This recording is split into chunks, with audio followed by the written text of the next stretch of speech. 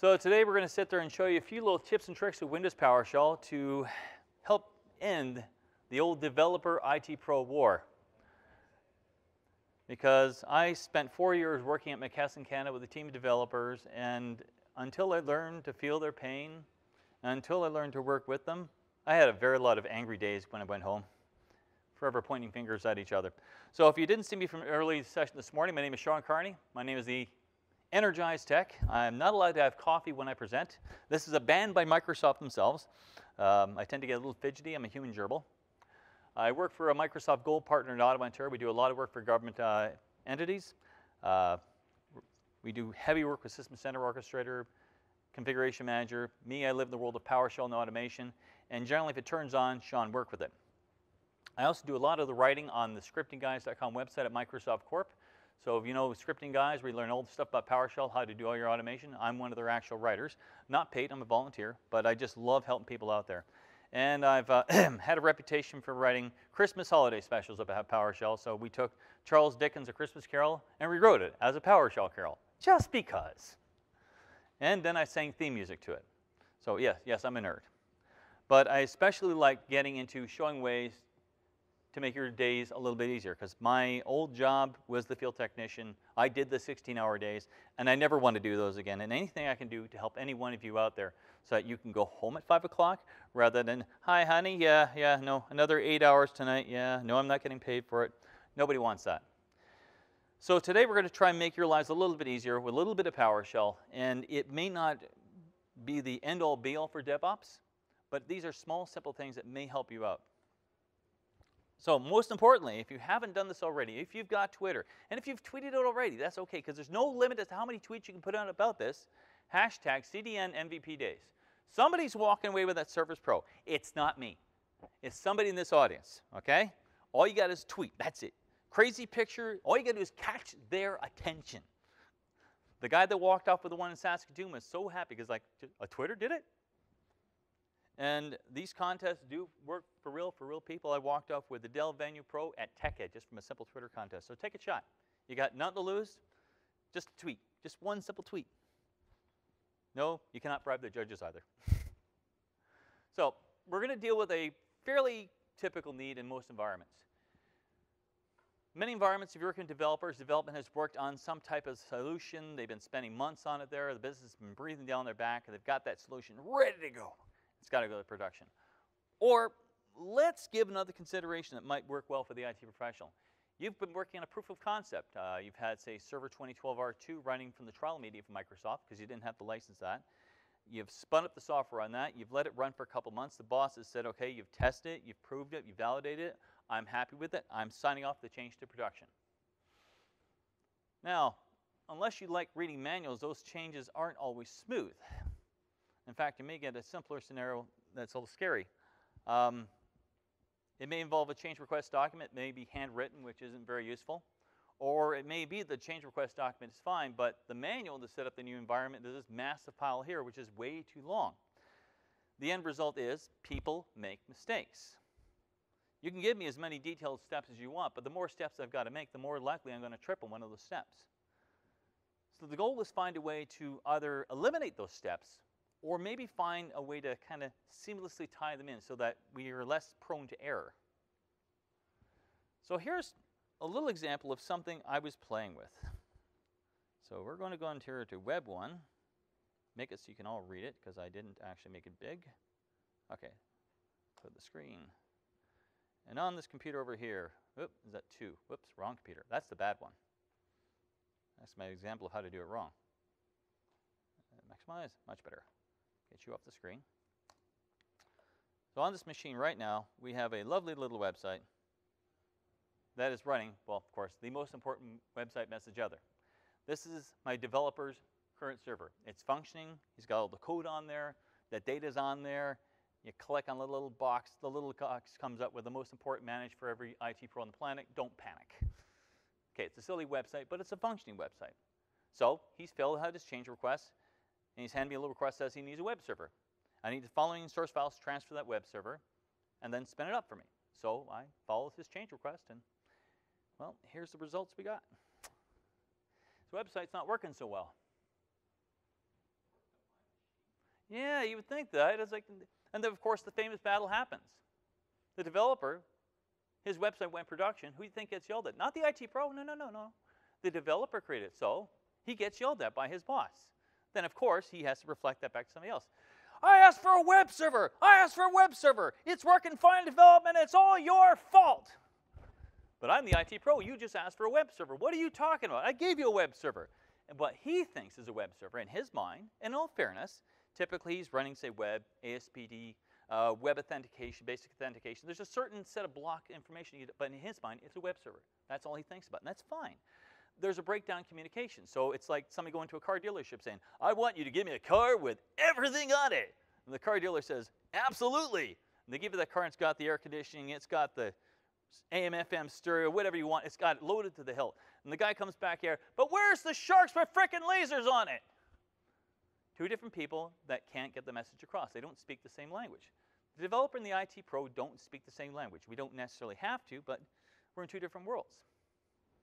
So what he meant was a web server was I went IIS with ASP.NET, basic authentication, and he filled this change request document and he made a mistake. So rather than pointing blame, blame does not solve anything. In actual fact, we're all tied to a business process of some type. And so where the flaw actually lays is not the developer or the IT pro, it's the business process. The process is under the assumption that both of us speak the exact same language. Both of us always understand what the other person's saying. Do I understand what my CIO means? He speaks one language, I speak tech. So we're going to sit there and find a better way around this. So we're going to be dealing in the constraints of Server 2008 R2, 2012, and 2012 R2, fairly modern environments in Microsoft. So one of the ways we could have avoided this problem is if I could have known the features the developer had on his server.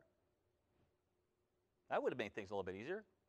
So in Server 2008 R2 and higher, we can have a PowerShell commandlet called get Windows feature. If I run that commandlet by itself and do nothing else, it shows me all the features that are on that server right now, and an X beside every one that's installed. And if I run that same commandlet and pipe it to where installed, it'll show me a very perfect list of every single feature that is active on that server right now. So gee, if I had that on my developer server and run that, that could have shown me everything he had. But I don't like typing. Now, in fairness, I don't think my developer friend likes typing either. So we have a way to kind of capture that. So in Windows PowerShell, we also have two more commandlets. One is called export CLI XML, and the other one's import CLI XML.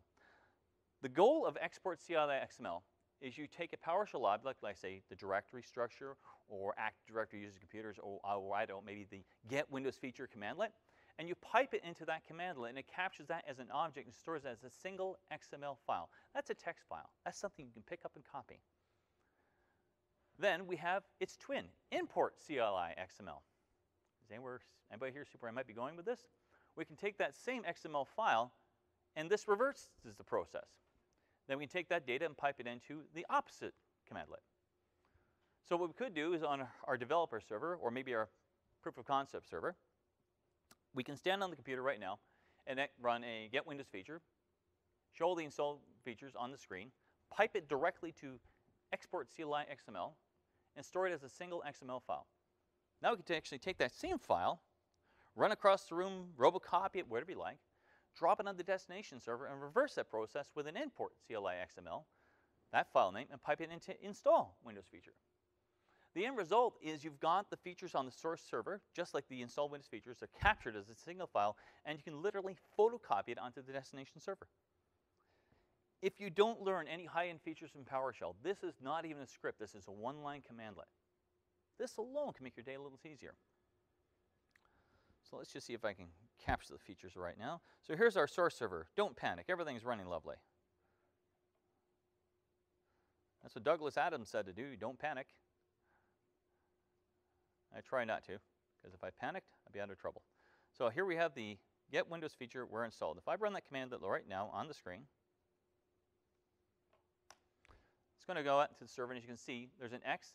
Every single one of these are features that this server has installed on it right now. So in all fairness, the developer could have made a change on the server. He's been busy over 4 months. He added a feature he forgot about.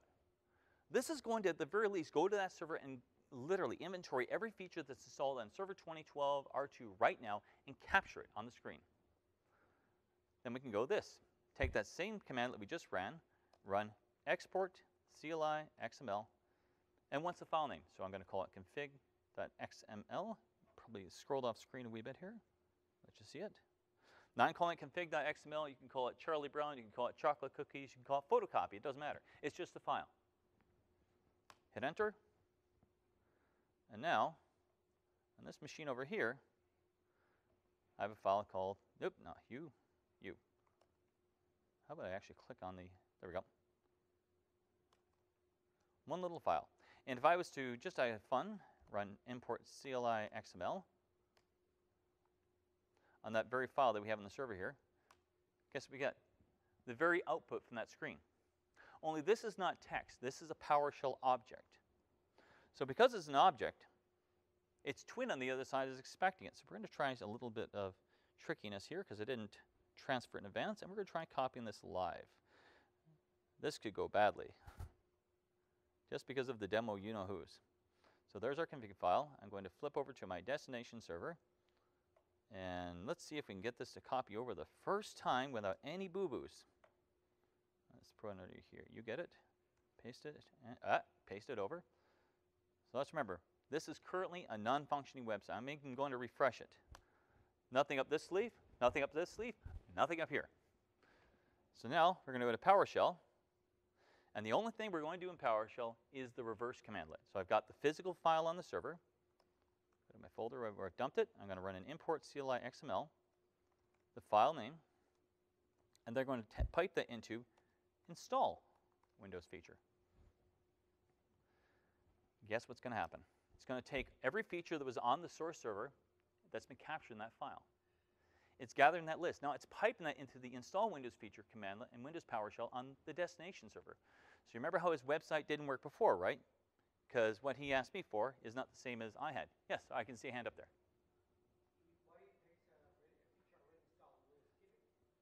The question is, if the feature is already installed, will it keep it? Yes. So this is not a cut, paste, and overwrite old features. It will merge. Now, let's see how the start installation works. This took a few minutes. Now, it's taken a few minutes. I'll just take a shot in the dark, see if this website suddenly works, because I know the feature that was missing. Nope, not yet. Nope, not yet. It takes a few minutes for this to go through. And quite literally, the feature that was missing on here was ASP. So he asked for a website, and he wanted ASP. I just spun up web server. So now with this ASP, it's got basic authentication. Every little bell and whistle that was sitting on the source server is now exactly what it should be on the destination server. So we get Junior here to fire up and behave. This is also a virtual environment. They never run as fast as you want. Da-da-da, da-da-da. Come on. Pretty colors, pretty lights. Drum roll somewhere. This is also why you don't run your production web servers on a laptop. There we go. So now the same website, there's no change in the file structure. We've simply matched the features on this thing right down to his silly little button that pulls up his silly little web page. So at the very least, if we had that one PowerShell commandlet and file, we could at least alleviate some of our business breaks. Now, we're going to talk about this later on today. Yes, sorry.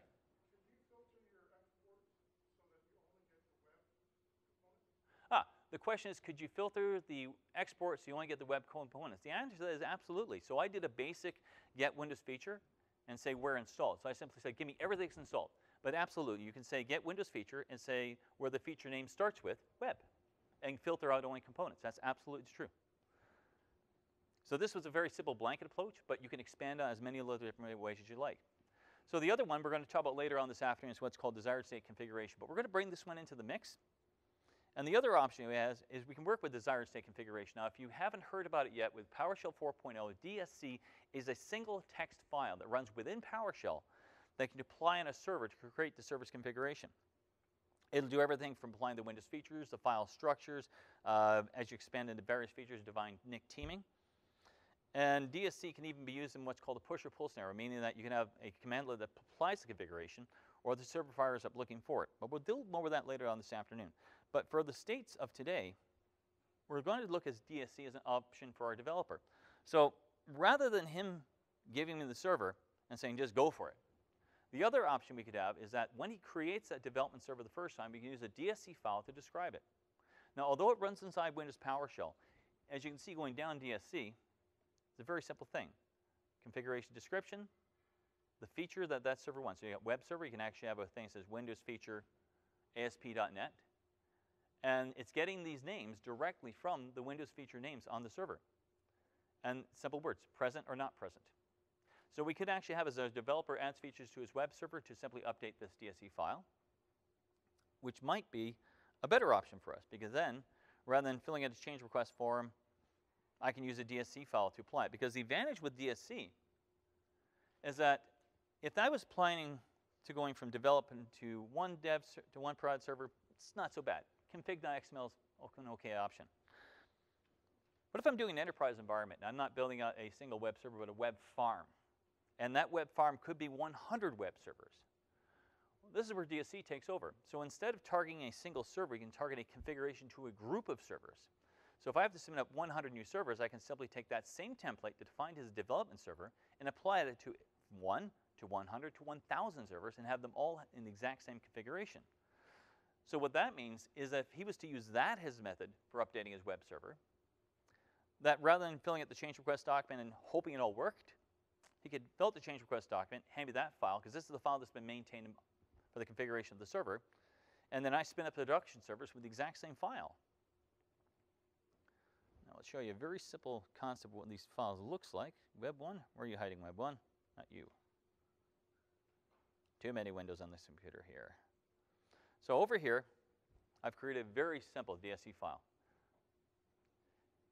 We give it a configuration name. I call it MVP days. We'll call it new web server.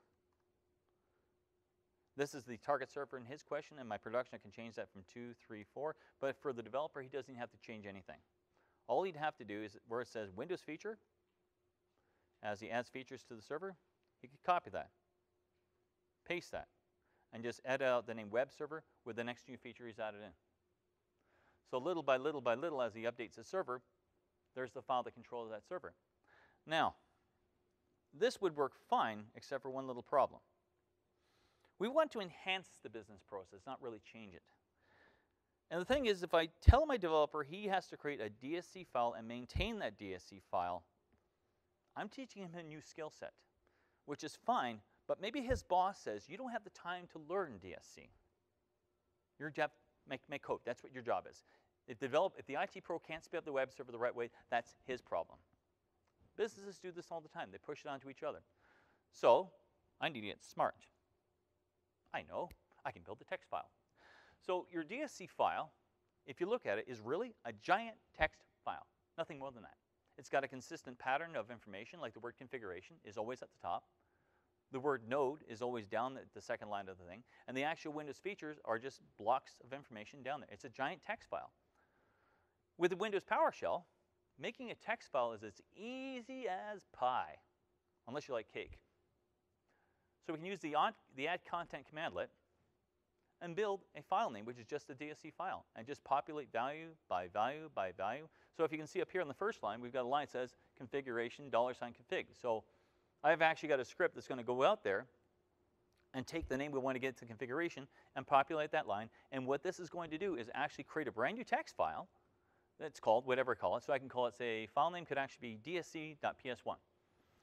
And every single instance of file name will be dsc.ps1. I can actually have the PowerShell script build that for me. What this means is we had the get Windows feature commandlet. We can step through the output of that commandlet and grab the names of those features themselves and build the DSC file for the developer.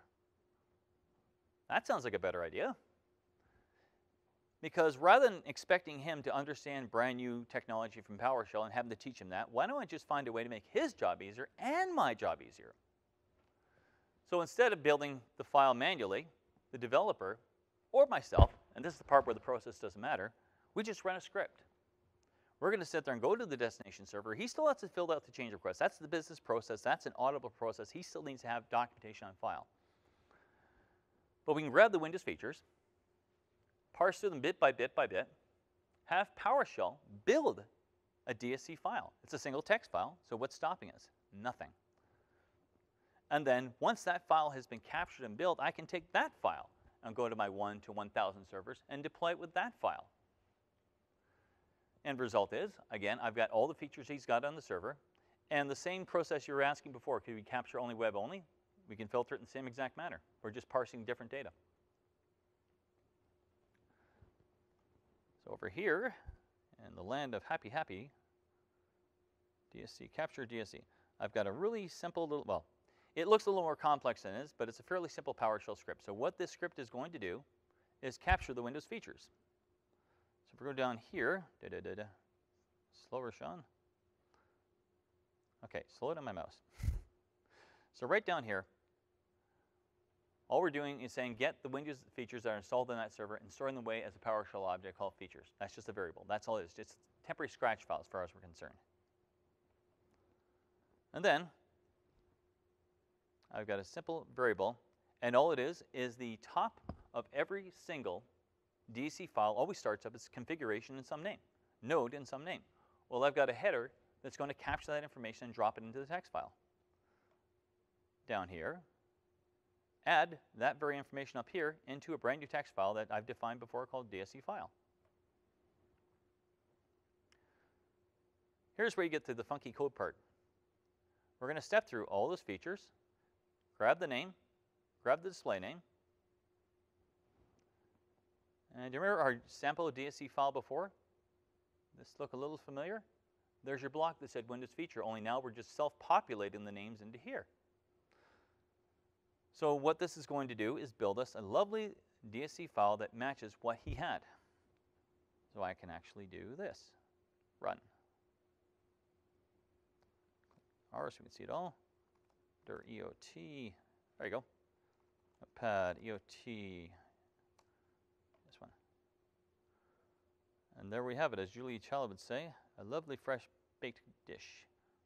Format, font, make it so it's readable. One freshly baked desired state configuration file captured from his web server. So now again, I can take that same file, go to my production server, spin it all up, life is good. We have exactly what he had on there. The fun part is that because this is a desired state configuration file, if I just had his web features on there, but he said, oh, by the way, Sean, I need you to take the following folder structure and transfer it to the production server with DSC, and you'll see this later on this afternoon, I can actually tell a desired state configuration that the destination servers have to have the following destination folder structure from the following source folder. I can apply everything with one file. Now, getting the servers to mirror each other is fine. That's fine and dandy. I worked at McKesson, healthcare. I had to deal with an FDA audit once. Anybody ever deal with auditors? You don't want to. They're nice people, but they expect everything rigidly defined and nothing missing. So if our server environment, which is providing patient data, was audited, and they wanted to understand why you've got all these features on the server and no documentation support, because remember, the developer, he just asked for a web server. In actual fact, he needed a very defined list of what he needed on that server. If I didn't have documentation properly supporting what's in that server, there's a good chance I could get nailed. Or better yet, how about the server blows up, disaster recovery scenario kicks in, and you've got to rebuild that server from scratch. If you don't have documentation that identifies clearly what was installed on there, right down to the feature level, you're going to have a hard time rebuilding it. So, has anybody ever played with a rich text format file and actually looked at it in Notepad? Good stuff. Excellent. So RTF, for the rest of you who haven't played with it, first off, you can open it in Microsoft Word and it looks like a standard Word document, right down to bold fonts, underlines, and everything. But the actual file itself is a giant ASCII document with formatting codes, just like an HTML document. So what this means is we can build it with PowerShell. So just in the same way that we built out the DSC file with PowerShell, we can build an RTF file. It's a little more complex because you actually have to have what's called the RTF header, which is like the block of ASCII text that sits at the top of the document. But guess what? Most of the time, that's pretty consistent. And do you know how I did it the first time? I cheated. I wrote an ASCII file and said, Sean is cool. Found all the stuff before it said Sean is cool and said, well, there's my header. I'll remember that, and I'll paste that into Notepad. I wrote some new text, and I grabbed the footer, which is all the lines after where it says Sean is cool, put it on the document. And son of a gun, I made a brand new rich text format document in Notepad. Well, if this works in Notepad, this will work in PowerShell. So one of the options we've got is to make our developers' life easier and our life easier is why do we want to manually fill out the change request document? Honestly, we need a detailed document reflecting that environment and a signature or a series of signatures. So why not let PowerShell build the change request document? There's the thought. Building that document, again, is fairly simple. Once you have the RTF header, what it looks like, and this is available on TechNet right now, you just drop it in line by line by line. And then what we're going to do is take our get Windows feature commandlet. We've already been stepping through that to grab information to build a DSC file. That exact same information, the names of the features, we can populate into an RTF file automatically. So we can actually step through it, build the file, grab all the features, and have a little document that our developer friend can print off, sign off, hand me off whatever documentation files he requires that directly mimics what's on his environment. By the way, this does not require Microsoft Word in any way, shape, or form. You can run this on your server. Trivial Pursuit, I used to onboard staff all the time at McKesson, and my new user script ran on the server, and at the very end, we would create a new user welcome form. And it was done in this very same code. So it would have, hello, John Smith. Welcome to our company. Here's your temporary password. Here's your credentials. Here's our IT company policy there. Print it off, fold it off, and hand it to the hiring manager. So as we're saying, we can grab the features we get Windows feature, parse that data with Windows PowerShell, and build out an RTF file directly, which should give us a piece of documentation that any auditor is quite happy to read over because it will mimic exactly whatever's on that server. So let's pop over to here, back to the land of code and loveliness. Clear the screen. So pop over here. Got a little script called create CR, change request. Now, the most part of it, it's exactly the same as the DSC one. I haven't changed it. We're still getting the Windows features. But up here, you see this lovely block of stuff, and no, you don't have to memorize this. I got a hyperlink. You can grab it yourself afterwards. And this is the actual ASCII text that sits at the top of an RTF file. That's what defines that's an RTF. That's the type that defines the font. And honestly, I'm not a developer. I don't care. I just simply said, I'm going to grab a file in WordPad. I'm going to type up something like Sean is cool. And I'm going to see the lines at the beginning. And I stole it, and I put that into the script.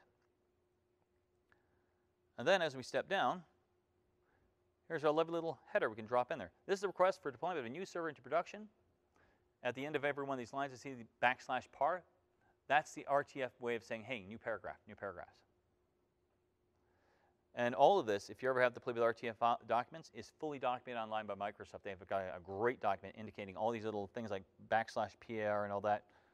All I wanted was simply a way to type up the stuff on the screen. So we drop this information in the text file, step through the features, grab the name of the feature, drop it into a text file. And go right to our far as to put in some little signature lines. Signature, date. Of course, this is a very ad hoc solution, but you can adapt it to almost anything. Then we just run this very same script. So it's doing the same thing as we did with the DSC. We're capturing only the installed features on the server, building out a brand new text file. Well, in the case of this file, and this is Server 2012 R2 with absolutely no Microsoft Word. We have an RTF file, and there we have it.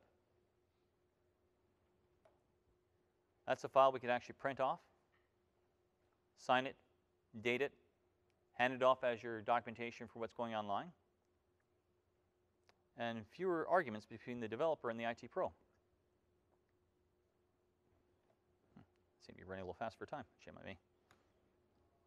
So, yes, developers and IT pros do not have to be at battle forever and ever and ever. And in some cases, they aren't.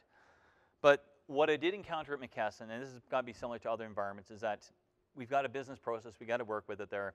We can't always be trained up in the way we want to make things happen. If there's anything we do with PowerShell, again, it's not just a PowerShell thing. If you're comfortable doing this in VB script, the processes are identical. You're just capturing data and storing it in a way that could be stored in a more unique format. So we can actually have a way to take PowerShell, capture the configuration of the server as much as possible, to deploy it on the other side so that we're not yelling at each other and pointing fingers. We may not be able to fix the business process, but maybe we can align ourselves to it in a way that it's a little smoother, a little less headachy. We got some time for questions there still. Are we hear crickets? That's okay. Yes, go ahead. So I know you're really promoting how we can quite simply grab things like text, but have you investigated or have you thought of using native PowerShell objects for like integrating, instead of getting the XML file, parsing the collection of Windows features to do things? I presume there's such a collection. Okay, so I'm not quite sure on the question. I understand you're trying to grab something, but to what degree? Well, like in PowerShell, there's just all these collections you can iterate through. Mm-hmm. That PowerShell sort of natively knows, and they're treated as objects with lots of properties and stuff. Whereas often we seem to be going through a generated text file to bring it in, take a text file and bring it over to set up the features. Like instead of generating that text file. Okay, so I guess the question is there a way we could say run the get Windows feature and pipe it directly to the destination server? I guess yeah, there's still that physical separation, so I guess you need some sort of communication by file. Yeah. And that would be the challenge. And I'm thinking going from dev to prod or dev QA and test. And in my environments I've dealt with, the dev environment is not allowed to talk to the QA environment because you want to make sure. But having said that, there's absolutely nothing. Let's just say you are a smaller environment and the dev machine is on the same domain as the prod. And all you got to do is be able to, you can definitely run the get Windows feature commandlet and pipe it into the install Windows feature commandlet and pipe it to the destination computer. So I was showing you on a local host. But many PowerShell commandlets, you can actually have a parameter simply computer name, specify the NetBIOS name. So if you want to get really funky, there's nothing stopping you saying, get Windows feature, pipe it to install Windows feature, target name, computer name. That gets into, I'm going to put what my manager used to say, that increases the risk. Because if you go to the target computer and you target the wrong machine name, oopsie, and nobody wants to get into that at all there. But you can definitely get into more processes where you're bypassing dumping to a file structure, absolutely. Other questions? Okay, no problems there. I've left a link on Bitly, Posh Devops MVP, if you want to grab these files, these scripts, if you want to play around with them yourself. You can reach me online 24 hours a day, 7 days a week, Sean@powershell.ca, which seems to be easier than my corporate email address, scarney@systol.com. You can get me at Energized Tech. No, I don't spam anybody. If you got a question, you're curious about something, you want to see if I can help you out with something, I don't charge for that stuff. I just love getting people through PowerShell because, again, I remember having the 15, 16-hour day, and I love seeing that one person that walks up and says, you know what? I learned this one stupid thing about PowerShell and actually got home 3 hours earlier today. But it was such a stupid little script. Yeah, but did it get you home earlier? That's all the point is, just another tool that gets out there. Now, if you haven't already, please visit our sponsors. Because of them, I get to be here in Vancouver. They paid for all the good stuff like flight and hotels and the ability for me to actually walk down the street and not be eating McDonald's every day. So, and if you haven't already, we've already read it once more, that hashtag, CDN MVP Days. Tweet it, take a shot, fire it off on the internet. Somebody is walking out of here with a Surface Pro. And if you don't tweet, it ain't going to be you. So take a shot at it. You got nothing to lose. All right. They didn't give me the extra slides, so if you're all good to go, thanks for checking out MVP Days. I'll be here also later on this afternoon doing a session on desired state configuration introduction.